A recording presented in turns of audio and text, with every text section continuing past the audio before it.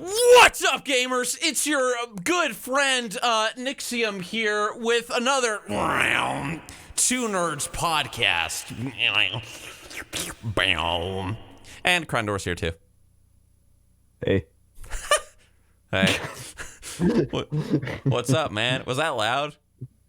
It was kind of loud, but it wasn't Good. like, you know. Okay. So, I wasn't expecting it, I guess. good.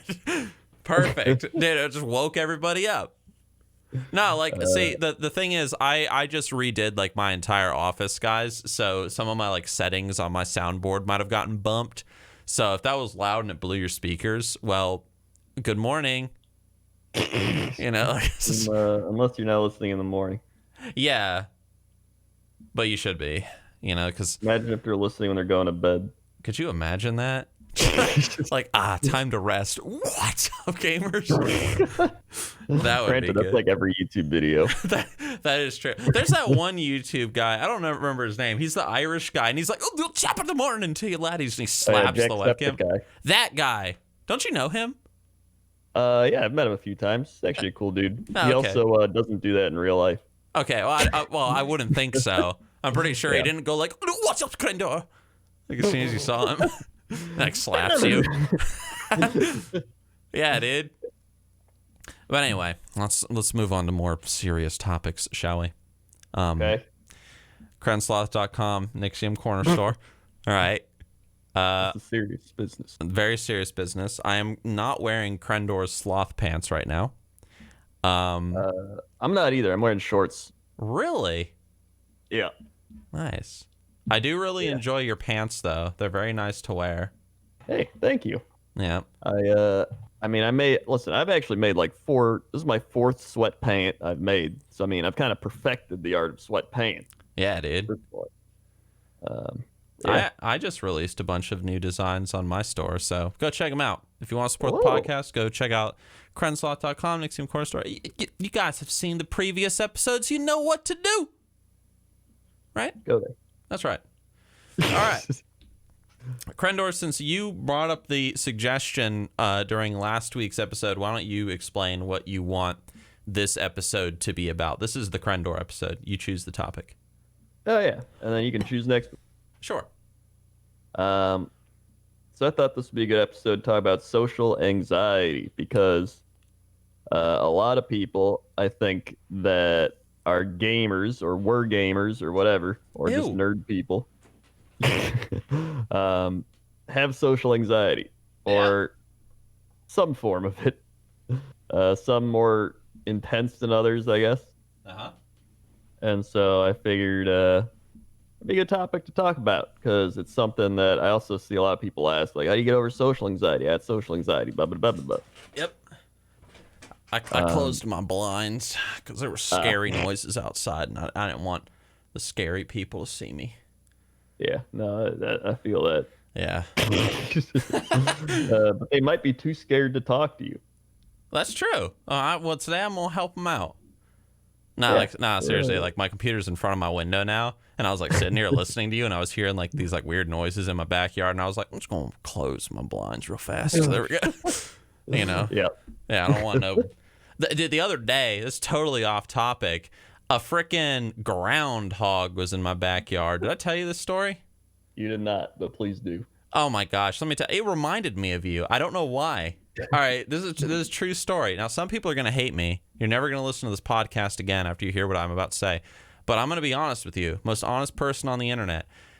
All right, I let my puppy out. I was doing the dishes. She's out in the backyard. She starts barking like crazy. I'm like, Lucy, shut up. Be quiet. And eventually I go to the backyard or go to the back door and, tell her to shut up.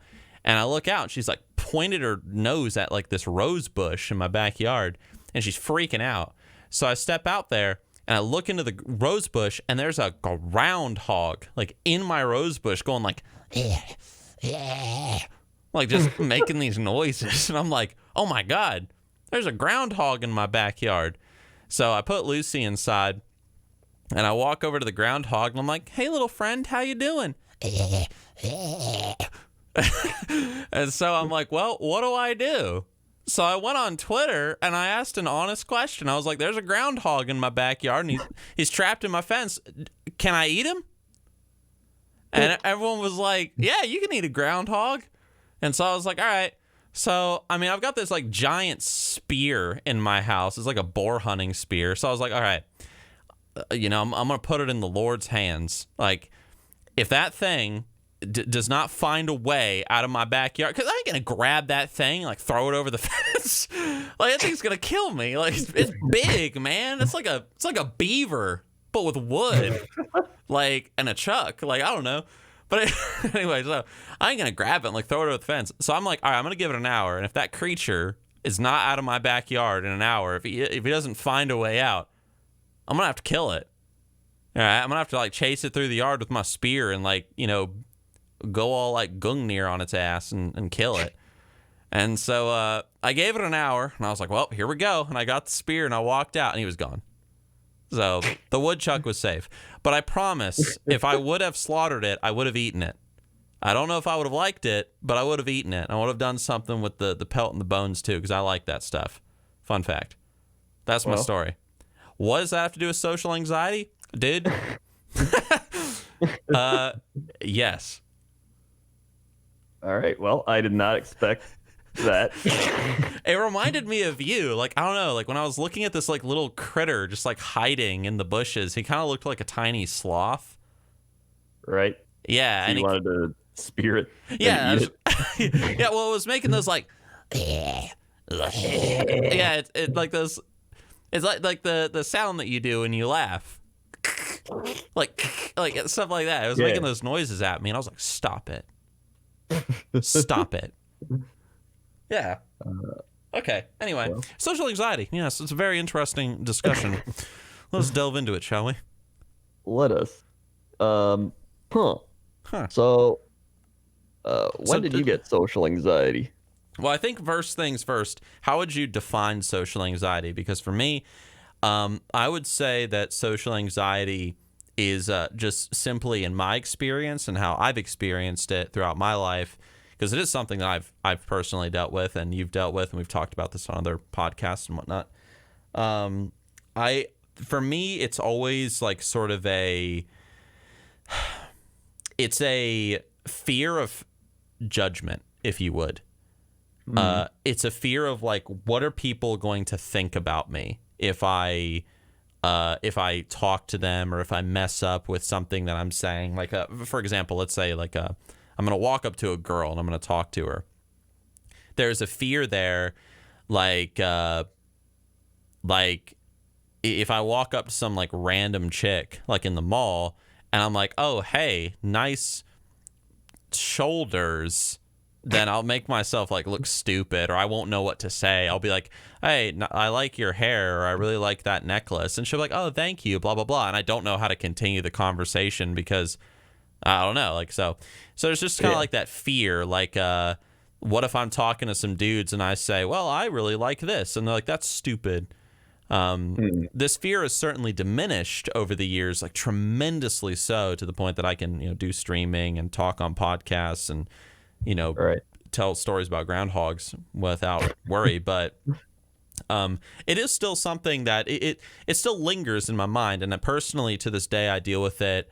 Like the idea of like approaching a random person in the mall or like anywhere and just being like, hey, what's up?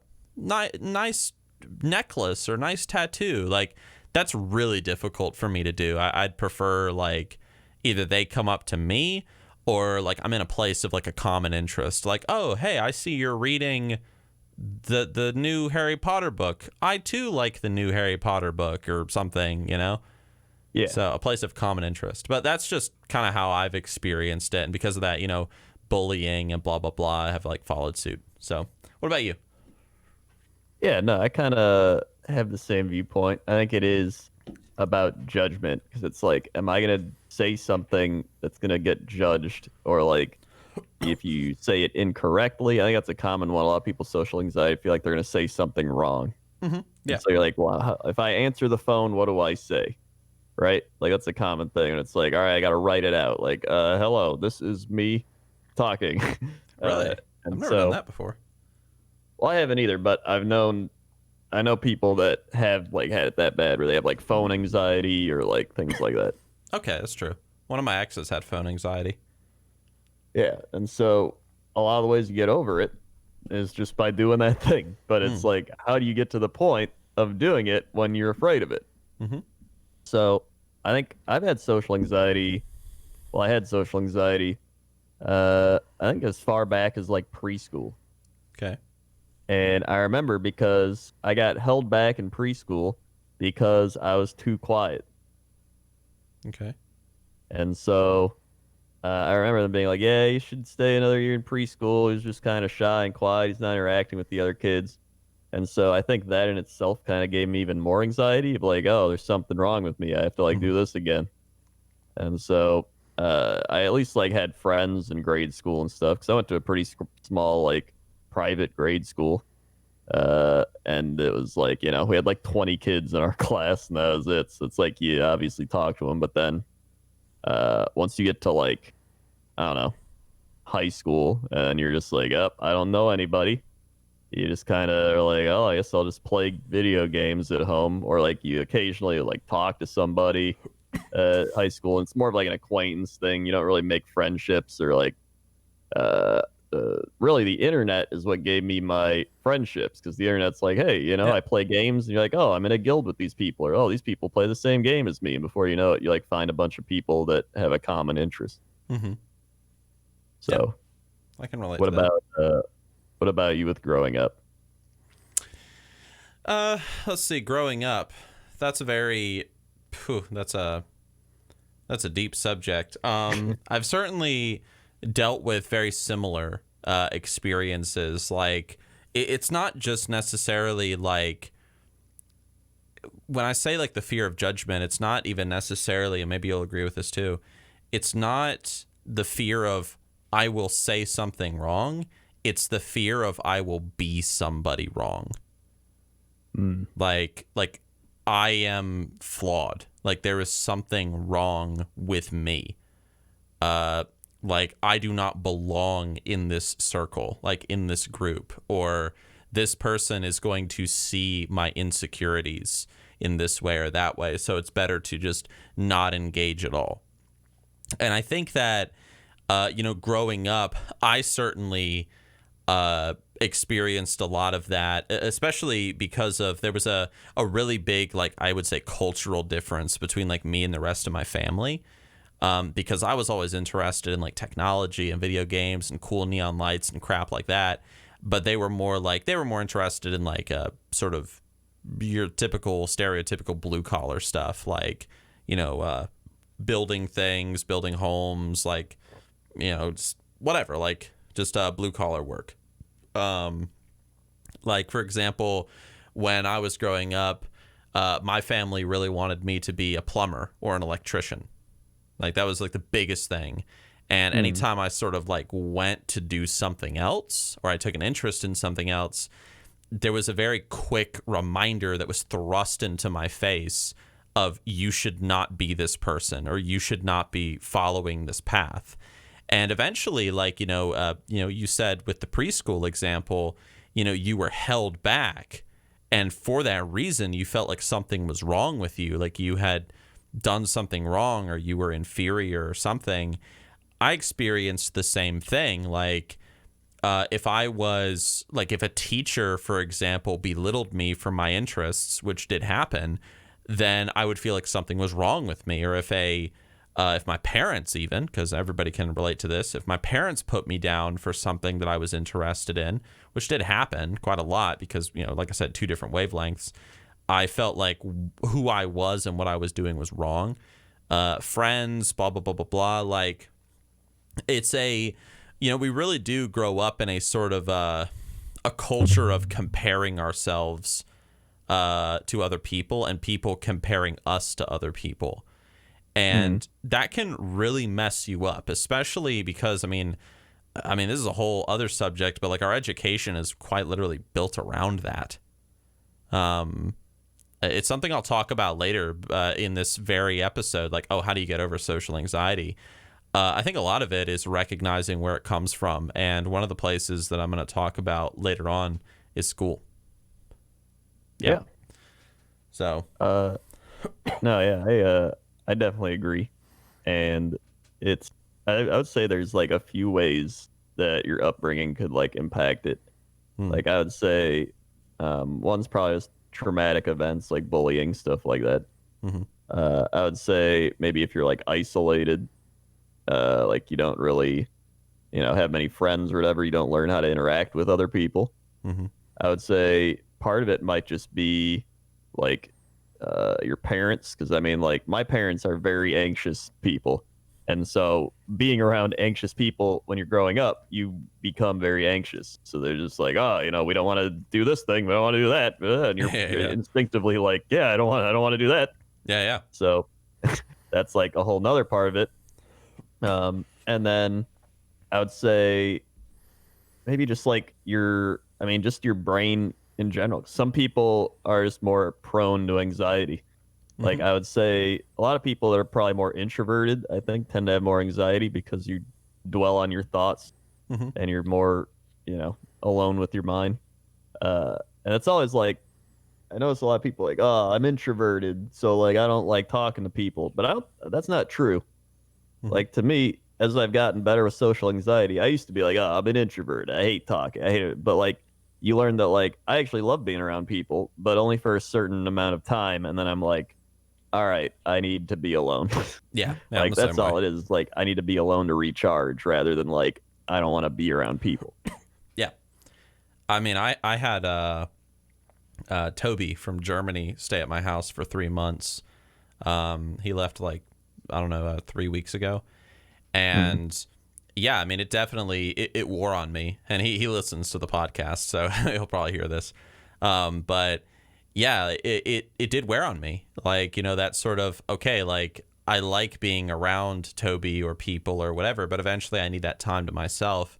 So eventually what I had to do to get that time to myself, I couldn't really go anywhere because of, Corona, everything was closed. But what I did is like every single morning I would wake up and I would take a drive in my car for like an hour or two, or I would just go to the park like by myself and just go walking, and I would record some Nixxiom Unleashed videos or something, blah, blah, blah, blah. And that's kind of how I got away. And I don't know if anybody thinks that there's a problem with that. Like, not with what I just said, but the idea of like, oh, hey, I need to be alone sometimes. Being alone with yourself is actually really, really good. It's really, really healthy. In fact, it's one of the most admirable traits that someone can have, someone that genuinely likes to be alone with themselves, because there's a difference between being alone and being lonely. Like, you can be alone with yourself, and like that is perfectly fine. Like when you're alone with yourself, that's when you get to like really ponder and like solve problems. You get to create things. And I think the biggest reason why people like, I don't even know if this sort of relates to the topic. I mean, I guess it does, but I tend to find that a lot of people when, and this is something I personally had to learn, because I used to associate alone time with loneliness, especially too much alone time with loneliness. And that can definitely happen. But nowadays, when I think about like alone time, I don't immediately think, loneliness. I think of like, oh, dude, like now I get to go mountain biking, or now I get to go do this, or I have time, like all the time in the world to read, or go here, or work on this video, or stream, or like do, whatever. Instead of looking at what you've lost, you look at the opportunities that you gain. And this is another reason why, like, this is like I said, I don't know if this sort of relates, but it sort of does. Even like the idea of like breakups, like if I'm like with a lady friend and we date for a while and then we split up, it's honestly okay. Like, I mean, yeah, it's sad, but I can recover from it because I'm like, okay, we split up. I take some time to myself. I mourn that. I mourn the loss of company. But then, you kind of shift your mindset into, okay, well, now I have more time to do this and that and whatever. And I'm going to learn from the mistakes of the past. I'm going to move on. And so ultimately, this is circling back to the social anxiety. I think that ultimately, I think that the first step to overcoming social anxiety is just, first of all, admitting that you have the problem. And number two, asking yourself, do you want to live and die with this problem? And if you say, yes, like I'm totally fine being a socially anxious person and going to the grave as a socially anxious person, fine. But if you say, no, I do not like this, then that's when we start talking about, okay, well, how do we beat it? You know, can't help the man that doesn't want to be helped. Yeah. And I think most people don't like the fact that they have social anxiety. Yeah. Like most people don't like the fact that if you go out to a restaurant and you're too scared to order because you don't want to talk to the waiter or waitress, you know, they don't like that. Or like you want to be able to talk to people on the phone, or you want to be able to go to a party and talk to people. Like I feel like people want to be social, and that's what's so crippling about it. Right?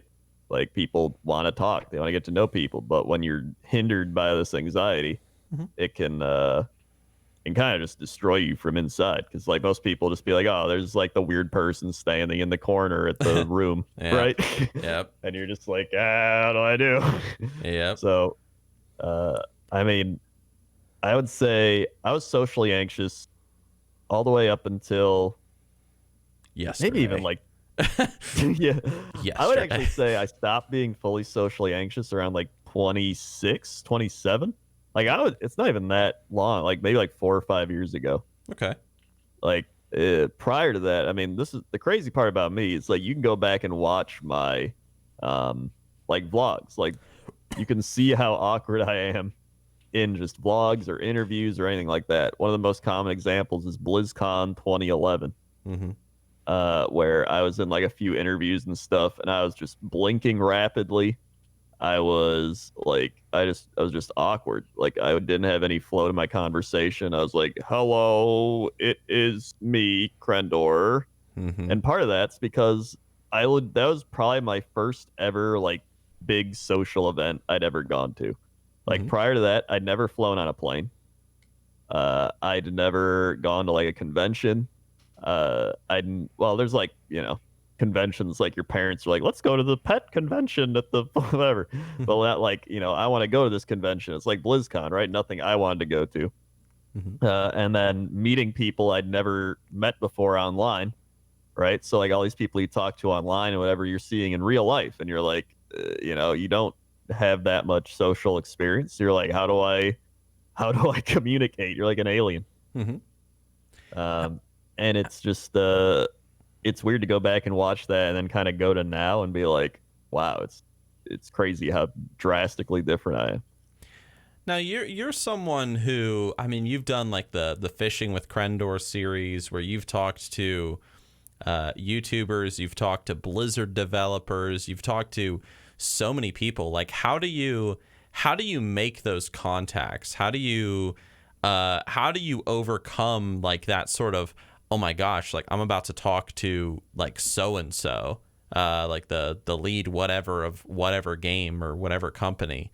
Like how did you get from point A, the socially awkward Crendor, afraid to interact with people, to the point where you can talk to some multi-million subscriber YouTuber or some person in Blizzard or whatever game company, and you're just like, yeah, dude, like whatever. How'd you get there? Yeah, I think some of the biggest things were just trial by fire and practice early on. Like, for example, I remember way back, like around this time, like 2011, when I felt really awkward, I started making it a goal to like interact with people. Okay. And so I was like, okay, if I go to the grocery store, instead of just, you know, staring down, not doing anything or whatever, I'm going to say something to the cashier. I'm going to be like, oh, you know, nice weather outside, like a generic statement. But the one thing I found that I actually learned from my machinimas, so I'm like, people enjoy relatability, right? So I'm like, I'll just relate to people. So I was like, oh man, you get to go home soon? And they'd always be like, oh yeah, you know, I'm counting it down. Right? That's something that they enjoyed. And I was like, okay, so it's a lot of it's just relating to people. And like you said, you want to talk to somebody, if you're walking around the mall, someone that's like carrying a Harry Potter book, where you're like, oh, Harry Potter, I like that, compared to just some random dude that's like, I don't know, maybe they're wearing a sports jersey and you don't know anything about sports. So you're like, okay, yeah. So you're the expert that's the thing is, you don't have to talk to everyone, right? You have to just talk to people that like things that you like, to the point where you become comfortable talking to more and more people, and then you can interact with those other people if you need to, right? And so I'd keep trying, practicing, and talking to people and whatever. And then, I even tried. I remember I was like trying to talk to girls because obviously you're at that point. And I'm just like, I do not know how to talk to girl. Okay. And so, dude, my heart would like go crazy. Like I remember I was like, all right, I'm gonna talk to this one girl, and I just felt like my head be like, ooh, and I was like, ah, because I was like, my I anxiety was so high, it was like plummeting or skyrocketing, I guess the opposite. I And I was like, ah, yeah, I've never had like issues talking to women. Like, well, I mean, if it was like some random lady, yeah, like it's not that I don't want to talk. Well, it's like I don't even know what to talk about. It's like, hey, nice weather. You know what I mean? But yeah, whenever I've like met like a lady friend who like, oh, you play WoW too, or oh, hey, you went to my school. Remember the good old days when that happened? Like, I've never had any issues there, and it's weird. Like, because I never dated a single person like when I was in school, like mm, not once. Because honestly, I'm gonna be honest. I mean, it's very nerdy, but I didn't have time to date people. I had to play WoW. Right? I was leading guilds yeah, and stuff. Like, dude, like bitches are temporary, guilds are forever. Except they weren't. They disbanded. But the point, but like I never dated anybody. But then like I remember like my first girlfriend, quote unquote, wasn't even a girlfriend. We didn't even date. It was just some friend of mine from school. And, like me and her used to just hang out all the time, and I would like tell her stories. Like, yeah, like I just went to Sweden, and it was real cool. And then she would tell me stories. And then just one day, we were in this like abandoned house at like 2 o'clock in the morning, like way out in the woods. And it was like there was a thunderstorm outside, so we were like sheltering in this like abandoned building, and we're just in there, and it was just like, dude, you want to bang? It's like, yeah, I guess so. And like, and that's it. Like that's what happened. So best 5 seconds of my life. Like that's like I never even like I don't know. Like people sometimes ask me like on stream, like, dude, how do you get a girlfriend? I was like, I don't know, just treat girls like guys. yeah. Just be like, what's up, loser? It's like walk up to him and just not care. Like I don't know. Like that's one area where I've never been anxious. That's weird because I definitely was. So, Okay. like, even I remember this one girl I talked to was like in the Apple store. I was like, "So you'll cool iPad," and she was just like, she like had a drink, and she's like, "Yeah," and then she started drinking the drink, and I was like, Oh, yeah. "Yeah," I was like, "Well, all right, see you around." She's like, "Bye," Uh-huh. but just from like reading people, I could tell she was probably like interested. Like she would have at least went on a date or something. Yeah. While some other girls, they are definitely not interested. Like one girl is just like, "Oh, hey, my phone died. What time is it?" And she was just like, "Oh, it's like this." And you can tell she's just like, "God, another guy approached me," and I was like, "All right, thanks." Like Oh. you can generally read people pretty easily. One girl, I did it was very bad. I went against my relatability thing because I heard some pickup guy be like, "To get girls, you gotta like reject what they like," and I was Okay. like, "Okay, sure." So I'm like 20 years old. I don't fucking know. So I'm like, hey, it was in Barnes and Noble, and I went up to this girl. I'm like, so, well, what are you reading? She's just like instantly, she gave that vibe of like, I do not want to talk, Yeah, and I was she's just like, reading, you rude cunt. yeah, I know. Okay, so like she's like, a 10 out of 10 could walk up to me and I'm like reading, and she's like, hey, what you reading? I'd be like, I am reading, bitch. Please continue. um, yeah, like, so, what do you like to do? Read? And she's like, yeah. And I'm like, what do you? I said something like, what do you watch? Or like, do you watch anything? Like, I don't even know why I said that. Like, it was just a dumb question to ask in a bookstore. And Okay. she's like, I watch like the Kardashians. And I was like, the Kardashians? Oh God. And she just looked at me as like, can you like a death glare? And I was like, all right, I'm gonna go. Nice talking to you. Yeah, I guess I'll see you. That was probably one of the most awkward conversations I ever had. Nice. So it's like these little events kind of build towards what you're getting at. But I would say BlizzCon 2011 was like the big thing. So I talked to everybody that I met online. I started like getting interviewed for these things. I was like rapidly blinking, and I was like, oh my god, I didn't even realize I was like rapidly blinking in these things. I would hear conversations of like how awkward I sounded, and I think overall I just wasn't confident. Like I just wasn't a confident person, and It, so I would say confidence is one of the things that really kind of gets you past social anxiety, mhm. which, it's kind of a weird thing to say because, a lot of people are like, well, how do I get confident? But there's like, I guess, various different ways you can gain confidence.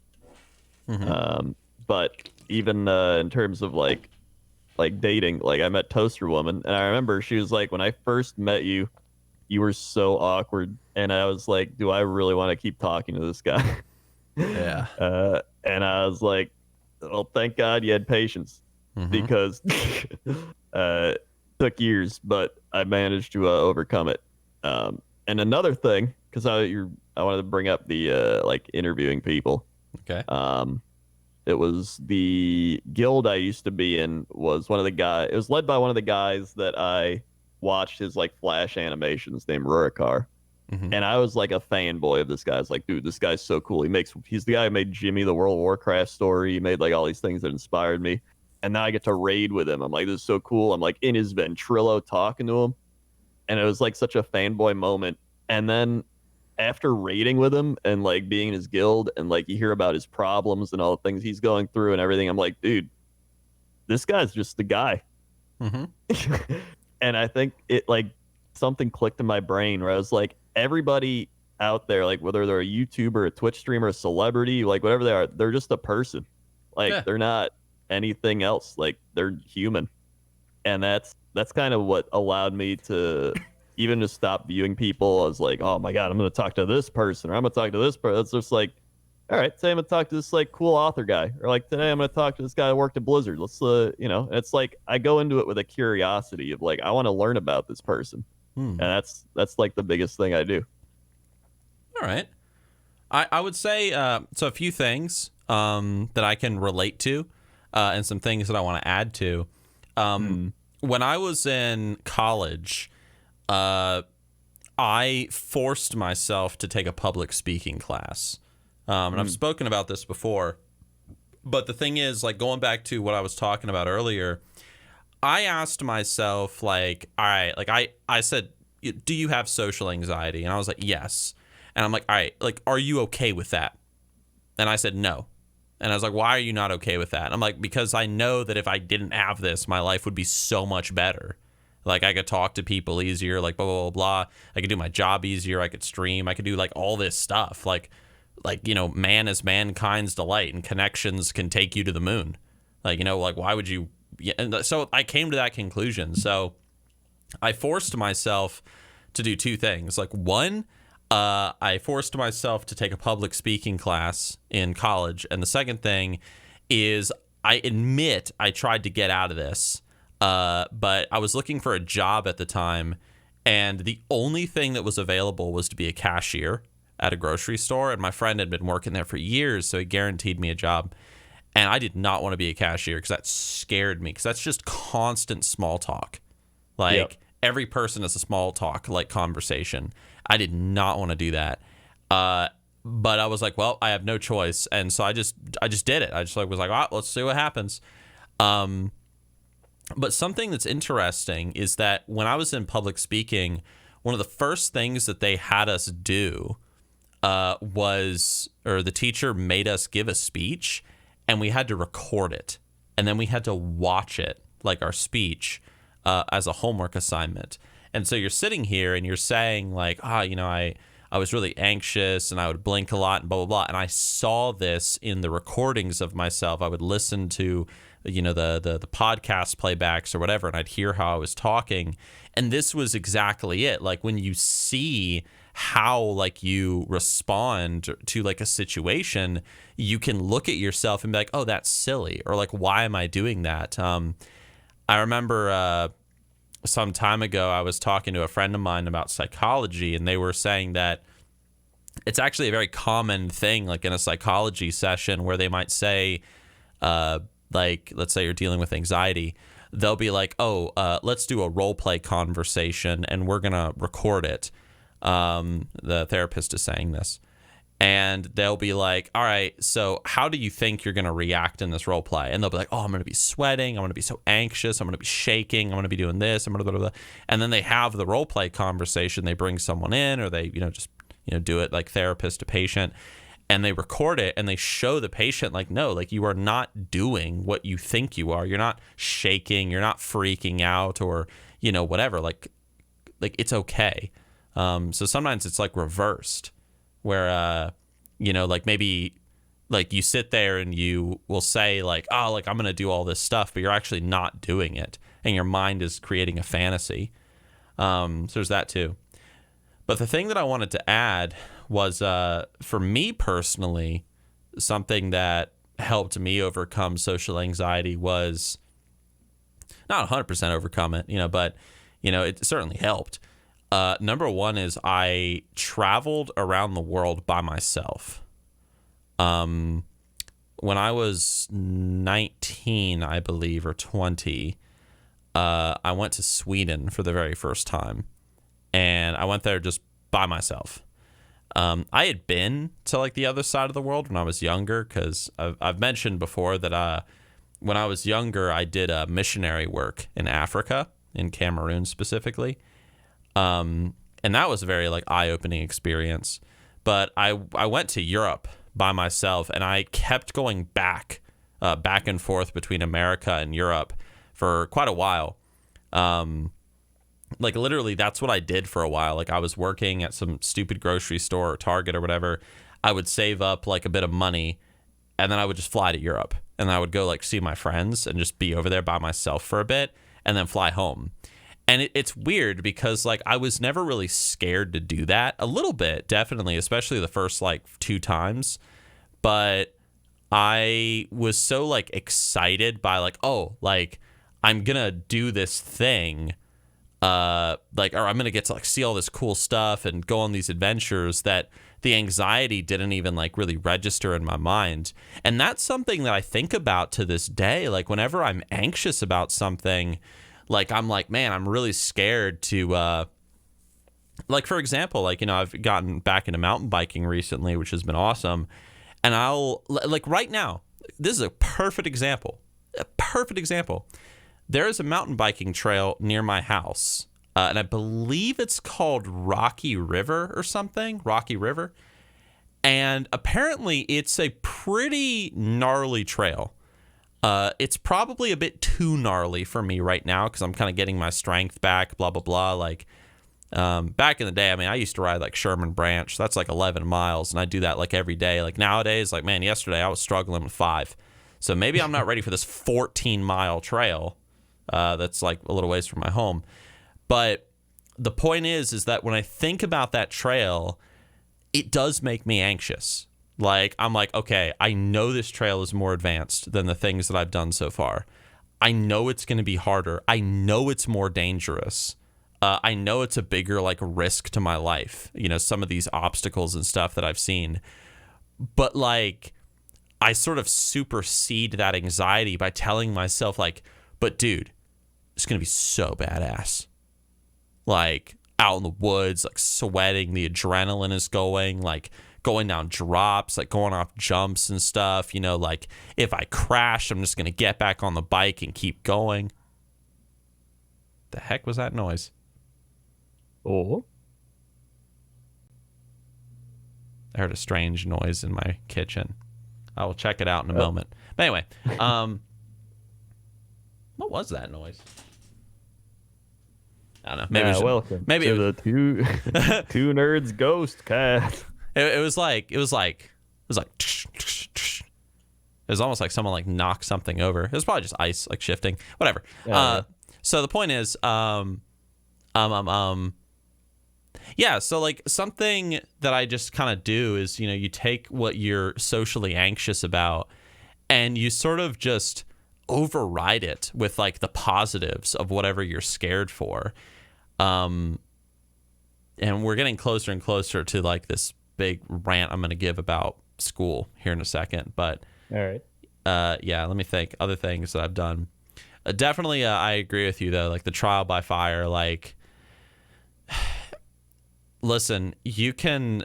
Here's the honest truth: you can sit and you can ponder and you can meditate and you can do the self therapy all you want. Like, oh, why am I anxious? Why do I have this problem? Like, why do I have this flaw? You can do that all day. But the thing is, you can identify to the letter, this is why I have this issue. But unless you take a step to correct it, you will always have it. So if I say like, oh, I know why I have social anxiety because of the bullying or because of this thing that happened to me or that thing or whatever, I will always have it until I start taking steps to correct it. And that's where the whole, like pushing yourself out of your comfort zone, traveling, forcing yourself to, have a conversation with people like what you were talking about, coming to new, healthier conclusions like, hey, everybody's just a person. Like, who cares? Or, hey, maybe instead of letting the fear of what I'm about to do override me, maybe instead I should look at the positives and let that override me. And yeah, so those are my thoughts. More thoughts? I'd also say it's more of like a self-absorbed type of thing, right? Like if you're out in a restaurant and you're thinking like, oh my God, what's everybody thinking of me if I like do this thing? Mm-hmm. Nobody cares. Yeah, no one cares. Like everyone's busy doing their own thing. In fact, they might look over at you and be like, oh my God, what are they thinking of me? Yeah. Right? Because everyone's kind of self-absorbed in your own world. And that's another thing that I kind of learned is that one of the reasons relatability works so well is because people are in their own world. And so when you say something that relates to that world, like, wow, that shirt you're wearing is like a Packer jersey. I'm a Packer fan. Go Packers. They'll be like, oh my God, dude, let me tell you about my Packer. I love the Packer. I've been watching since I was 5. And they'll just rant. And you can just be like, wow, that's crazy. Uh-huh. Like, and so I think people underestimate how much people don't care about you, which sounds like a bad thing, but it's actually a good thing because it shows that you don't have to worry. Like, you really don't have to worry about so many things. Like, for example, if like you call a doctor's office on the phone, right? And you think like, oh God, what if I say something wrong? What if I'm like, you know what? That person isn't going to judge you or care. They're going to talk to you. And maybe if you slip up somewhere, they'd be like, wait, what? And then they keep talking to you. But like they're going to forget about it a moment later because now they got to deal with Bertha who just walked in and she's like, my pills aren't here. Where are my pills? And they don't give a like the fact that you're just being polite is good enough for them to be like, oh, cool, a polite person. Like nobody's going to analyze every single word of what you're saying. And if they are, that's a crazy person. Mm-hmm.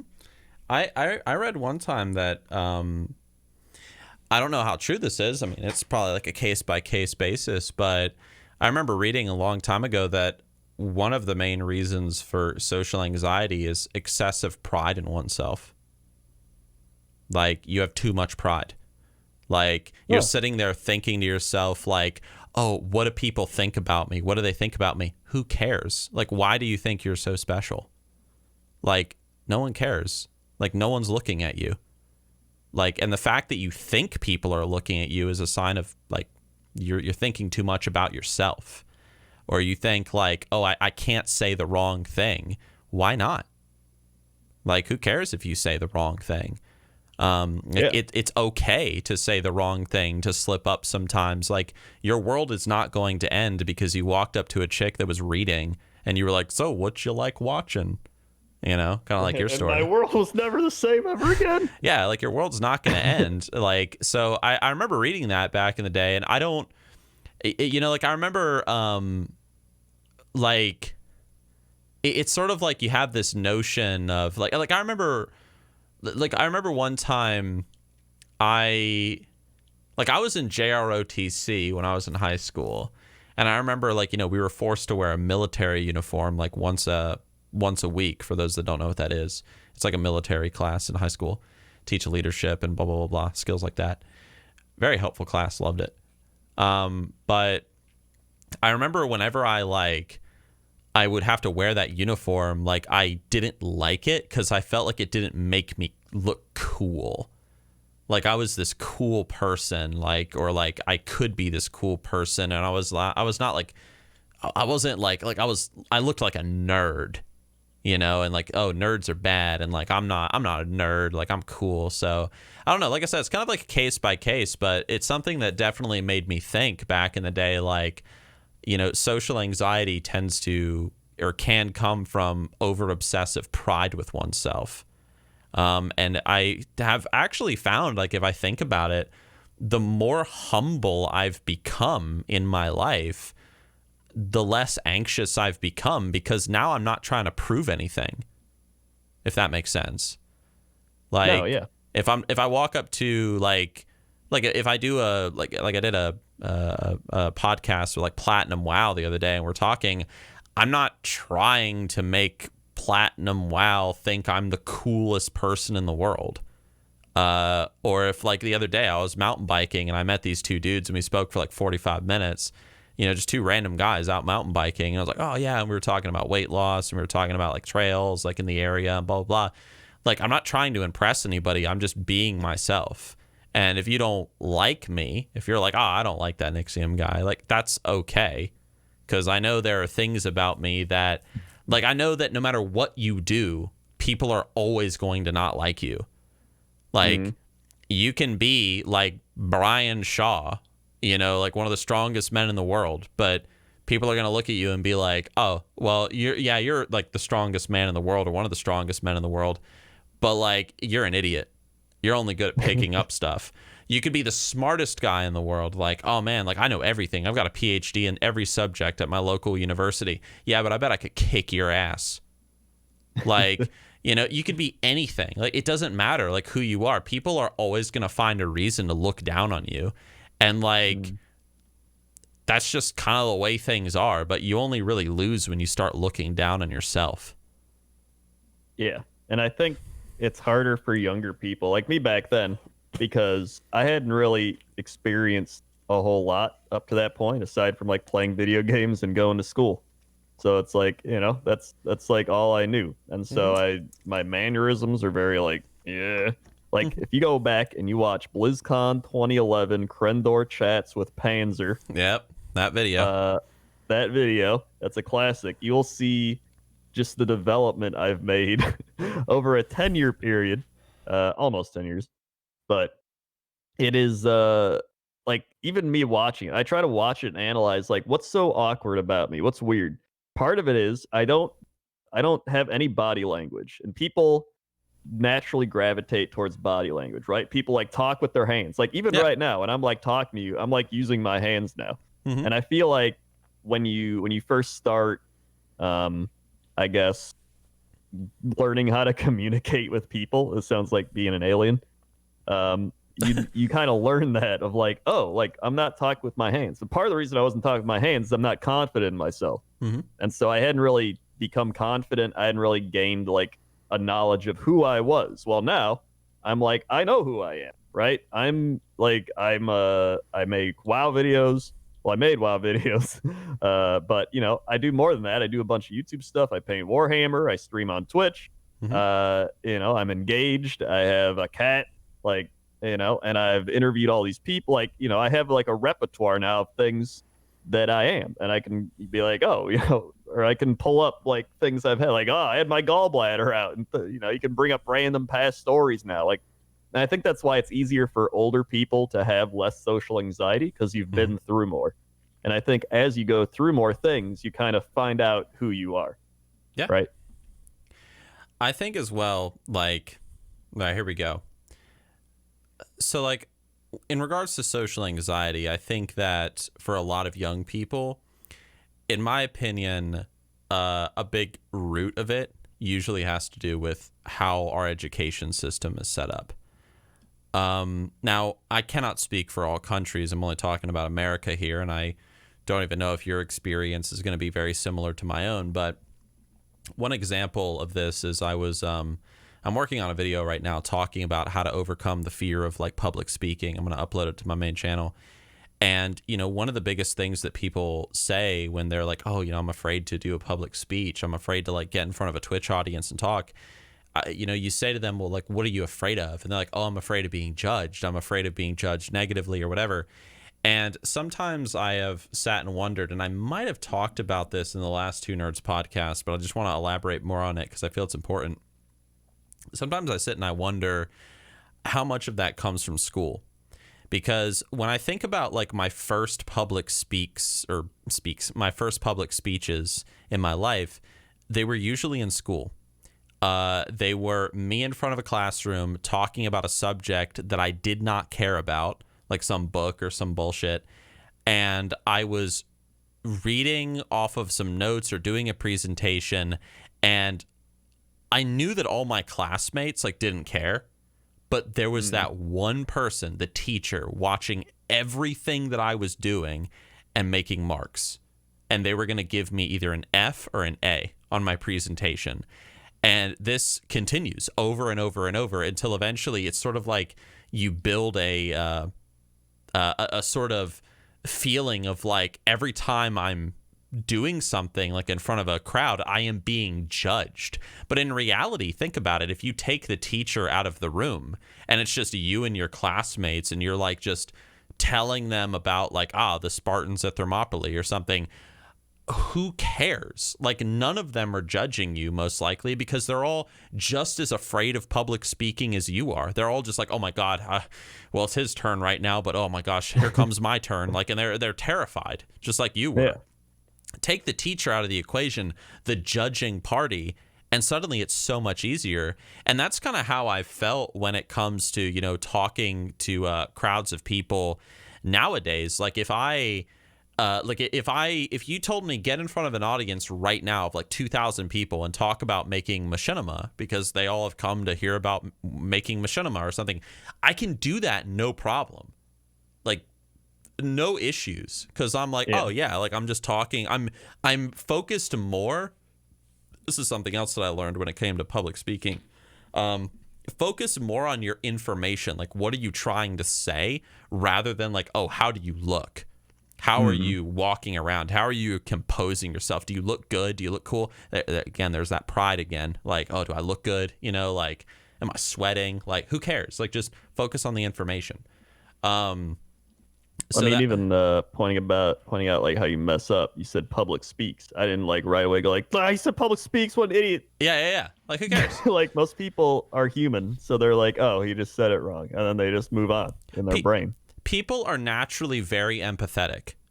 Like it's one of like our strongest things, like embedded in like our moral code. Like we are empathetic naturally. And it's like, if like think about it. Think about your favorite celebrity. Think about your friend. Think about someone in your family. Imagine if they were having to go up to someone, or imagine like they were being forced to give a speech in front of a crowd and they messed up or whatever. Just think about someone. It could be anybody. It could even be a stranger. Like imagine they're up on a podium and they are giving a speech and they make a mistake. What's your first response? You're probably not going to think, oh, what an idiot. Like, get this guy off the stage. You're probably going to naturally feel some sympathy for that person and be like, oh, dude, take a deep breath. It's cool. Like, relax. Yeah. Like, if they can see you're nervous, it's okay. And honestly, like, I mean, going back to the girl thing, I mean, I've tended to find that, I mean, based on the ladies I've spoken to, sometimes, being a little nervous when you first talk to like some, lady friend is actually kind of attractive. It means like, ooh, you're kind of intimidated by like the woman's presence, her beauty, and that's kind of cool. It makes her feel like special, beautiful, whatever. So maybe your nervousness can actually work to your advantage a little bit. And that's okay. Like, it's okay to be nervous. And people think, oh, it's not okay to be nervous. Why is it not okay to be nervous? Oh, well, because I gotta look, I gotta look good. I gotta look composed. I gotta look whatever. You just gotta look like yourself. That's all you gotta look like. Yeah. So, and I would say the other thing that popped up is probably like the fear of failure. I think people don't want to fail. It's like if I talk to her and she rejects me, I've failed, right? What? Or if I go up and give a speech and everyone's like, whatever, then I failed. And how's the best way to go about it? But then you're becoming like a perfectionist. Yeah. And it's like, that's the point, is that you're gonna fail. Yeah.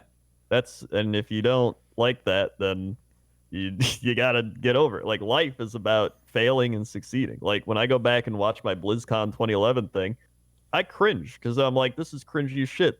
But like, if I didn't do that, if I didn't go to that BlizzCon, if I didn't do those interviews, if I didn't blink a lot, like I wouldn't be the confident me that I am today. Mm-hmm. So it's one of the things of like the hero's journey or like any type of story. We enjoy learning about people progressing to like, or people leveling up, role playing games. Like we enjoy watching people progress to something better and a better version of their self. And it's, failure is how you do that. Mm-hmm. Yeah, I think as well, like going back to the school thing one more time, like when you're, brought up and you're just constantly being graded on how smart you are, on how athletic you are, on how well you can memorize things, on how well you can recite things, how well you can read, how well you can do whatever. Again, it can add to that feeling of constant judgment, even when you're like an adult. Yeah. I mean, I would say the best advice that I can give, and this is advice that I've been even learning myself, like in recent years, like I'm coming into a deeper and deeper understanding of what this means. Is just, it's so cliche and it's so simple. Your mind like rejects it because of its simplicity. You're like, yeah, it can't be that simple. But you really just need to learn, and it's hard, but you just need to learn to be yourself. Because a piece of paper isn't what gives you value. Your ability to do X, Y, and Z isn't what gives you value. Like, you are valuable because you are you. Like, it's so simple. But I feel like the older you get, kind of like you were talking about, like, the older you get, you get all these stories under your belt, all these experiences. And it's like, that, hey, like, I'm human just like everybody else. I've got my own tragedies. I've got my own, like, glorious stories of, like, this cool time that I did this cool thing, whatever. Like, my life is good because I chose for it to be good. So, yeah. Those are my thoughts. I like those thoughts. I think, I like those thoughts. Yeah. Man, I like those thoughts. yeah. Thoughts. Yeah. I don't know. I don't know. People, there's a lot to be said here, but there's a lot of judgment in the world nowadays, and there always has been, to be fair. But it's definitely amplified with things like the internet and social media and everything. Like, you put up a thing on the internet, you put up a picture, and you're like, all right, judge my picture. How many likes is it going to get? Yep. Or you put up a video. How many views is it going to get? Right? Yep. Like, you're constantly being judged. And so we instinctively think everything is going to be judged when really, everyone's worried about their own judgment. Mm-hmm. Yeah, it's a conversation I had recently on my recent cigar smoking stream, where a lot of people were, and this is a whole nother subject, but a lot of people were talking about like, like we got on the subject of, does money equal happiness? And I firmly stand by the standpoint of no, it doesn't. I've had moments in my life where I've been doing really good. Like, I'm like, wow, like I'm making really good money for someone my age. This is great. And I've also gone through moments in my life where I haven't been doing that good. And I can say from firsthand experience, and it doesn't matter if I say this, it's just a lesson you kind of got to learn on your own. Because you'll hear people say this, but you gotta learn it, like, through experience. And that's what makes it so cool. Like, even in those times where I was like doing really well, that isn't what made me happy. And sometimes, like, I would be doing really well and I was very depressed. And but that's a subject for a whole other time. Oh yeah, no, we can get to an episode on that. Yeah.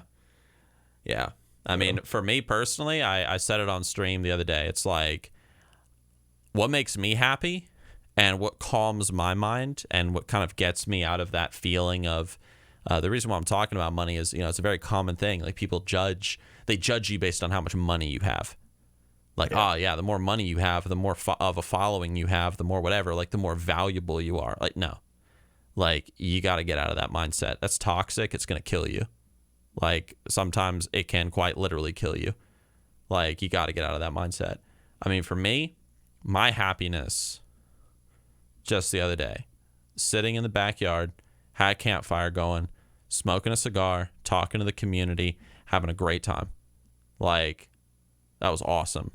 I can't wait to do it again. I would do it tonight, honestly, but it's 1 o'clock in the morning right now. And I know this Red Bull is going to wear off eventually. And I'm probably going to need to go sleep. Well, you know, it makes me happy. What makes you happy, Crendor? Do not say Going... crensloth.com. Ah, shit. Ah, shit. I ruined your segue. All right, just say it. Just tell me what makes you going happy, to crensloth.com. Really? And spending your money. Yeah? Because, you know, listen, money doesn't make you happy, but it makes me happy, so spend it on crensloth.com.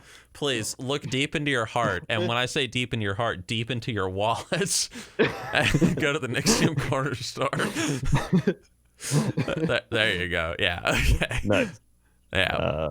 There you go. Yeah, it was a good episode. Good episode.